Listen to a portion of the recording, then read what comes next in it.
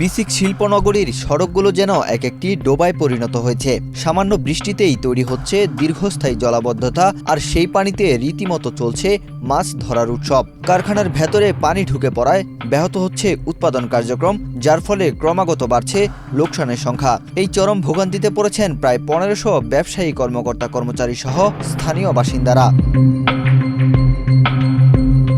সরজমিন কুমিল্লার বিসিক এলাকায় গিয়ে দেখা যায়, বিসিক কার্যালয়ের সামনের মূল সড়কটি হাঁটু পানিতে ডুবে আছে। স্থানীয়দের দাবি, এই সড়কটি 20 থেকে 25 বছর আগে শেষবার সংস্কার করা হয়েছিল। এছাড়া 3 নম্বর সড়কটি বর্তমানে ময়লা পানির নিচে তলিয়ে আছে বেশ কিছু গুরুত্বপূর্ণ শিল্প প্রতিষ্ঠানের প্রবেশপথ। এতে ফ্যাক্টরির ভেতরে পানি ঢুকে পড়ায় নষ্ট হচ্ছে কাঁচামাল ও যন্ত্রপাতি। ভাঙা রাস্তা আর পানির কারণে দেশের বিভিন্ন প্রান্ত থেকে আসা মালবাহী ট্রাকগুলো প্রায়ই দুর্ঘটনার কবলে পড়ছে। বিসিকের ব্যবসায়ীরা জানান, এক যুগ ধরে এই জলাবদ্ধতার সমস্যা চললেও সমাধানের কোনো স্থায়ী উদ্যোগ নেওয়া হয়নি। ড্রেনেজ ব্যবস্থা অকার্যকর হয়ে পড়ায় সামান্য বৃষ্টিতেই পুরো এলাকা বন্যায় রূপ নেয়। বিসিকে একটু বৃষ্টি হলে পানি উঠে যায়। ওদিকে তো দেখছেন রাস্তার কি অবস্থা, 2-2.5-3 ফুট পানি উঠে যায়। পদ্মা সেতু, মেট্রো রেল এবং এলিভেটেড এক্সপ্রেসওয়ে নির্মাণের গর্বিত অংশীদার বসুন্ধরা সিমেন্ট। চাল নিয়ে বিজনেসটা করি, মুড়ি নিয়ে বিজনেসটা করি।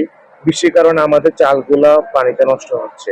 দেন রাস্তার যে অবস্থাটা আমরা দেখতেছি, রাস্তায় অল্প একটু বৃষ্টি হলেই রাস্তা সব দিক দিয়ে ব্লক হচ্ছে, যার কারণে আমাদের ক্রেতারা কি এই চলাফেরা করবে, আমরা নিজেরাই আমাদের প্রতিষ্ঠানে আসতে পারতেছি না। জলাবদ্ধতার কারণে চরম স্বাস্থ্য ঝুঁকিতে পড়েছেন কয়েক হাজার শ্রমিক। বিষাক্ত ও ময়লা পানি মারিয়ে প্রতিদিন নারী পুরুষ নির্বিশেষে কর্মস্থলে যাচ্ছেন। এই নোংরা পানিতে চলাচলের কারণে চর্মরোগ সহ বিভিন্ন পানিবাহিত রোগে আক্রান্ত হচ্ছেন সাধারণ মানুষেরা। তারা অবিলম্বে ড্রেন সংস্কার ও রাস্তা চলাচলের উপযোগী করার দাবি জানিয়েছেন। হঠাৎ যখন পানি হচ্ছে, আমাদের অফিসে পানি ঢুকে একদম কাগজপত্র সবকিছু ভিজে একাকার। আপনার ভিতরে গেলে দেখবেন মানে বসারও কোনো অবস্থা নাই। আবার ইলেকট্রিসিটি নিয়ে আমরা একটা টেনশনে থাকি। বেশি যেভাবে পানি উঠে কখন কোন তার সিরিয়াল আর পানিতে পড়ে থাকে, কে শর্ট খায় কোনো বলা যায় না। আমাদের শ্রমিক তারা ডিউটিতে আসা যাওয়ার অনেক একটা কষ্ট হইতেছে। পুরো বিসিকের ভিতরে 9টা আউটলেট আছে। 9টা আউটলেটের পানি কিন্তু আমাদের এই একটা আউটলেটের লাইন দিয়ে বেরিয়েছে আমাদের বিসিকে।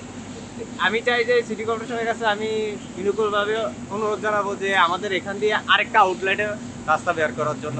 এ বিষয়ে কুমিল্লা বিসিকের উপমহাব্যবস্থাপক মোহাম্মদ মুনতাসির মামুন জানান, নগরীর বিভিন্ন অঞ্চলের পানি বিসিক এলাকা হয়ে নিষ্কাশিত হয়, কিন্তু পর্যাপ্ত ড্রেনেজ ব্যবস্থা না থাকায় এই জলাবদ্ধতার সৃষ্টি হচ্ছে। তো এইটার জন্য সিটি কর্পোরেশন ইতিমধ্যে এই জায়গাগুলো পরিদর্শন করেছেন। জায়গার অর্থায়নে যে কাজগুলো হয়েছিল অতীতে প্রায় 7-8 বছর আগে, এই রাস্তাগুলো খুবই ভালো এবং ওখানে বড় বড় ট্রাক লোড অবস্থায় চলাচল করতে পারে, সেটা নিয়ে সমস্যা নাই। কিন্তু সমস্যাটা হচ্ছে যে বৃষ্টি হলেই পানিটা এখানে এসে জমা হয় এবং সেই পানি যেতে যথেষ্ট সময় লাগে। তো এই জন্য আমরা সিটি কর্পোরেশনের সাথে ইতিমধ্যেই কথা বলেছি, তাদের প্রকল্পটা চলমান আছে। তো তারা আমাদেরকে আশ্বস্ত করেছেন যে এই যে জায়গাগুলোতে নিচু আছে সেই জায়গাগুলোতে তারা উঁচু করার ব্যবস্থা করবে। দ্রুত ব্যবস্থা গ্রহণ করে সংকট না সমাধান করলে ভবিষ্যতে এটি আরো ভয়াবহ আকার ধারণ করতে পারে বলে ধারণা করা হচ্ছে।